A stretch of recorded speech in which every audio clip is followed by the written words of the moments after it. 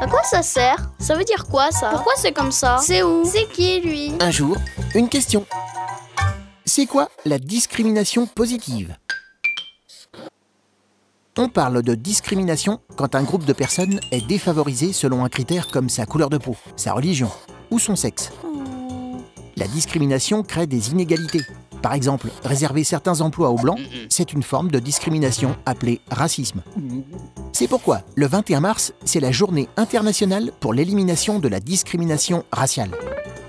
Alors, comment une discrimination peut-elle être positive? La discrimination positive s'oppose à la discrimination tout court. Elle favorise des groupes qui ont tendance à être désavantagés. Par exemple, en imposant à une entreprise un nombre minimum de travailleurs handicapés. En théorie, la loi dit que les individus sont égaux et qu'ils ne doivent pas être traités différemment.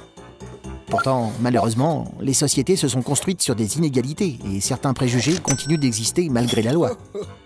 La discrimination positive permet, comme un tremplin, de rétablir un équilibre quand on n'a pas les mêmes chances de départ que d'autres. Par exemple, en demandant aux partis politiques de présenter aux élections le même nombre de femmes que d'hommes.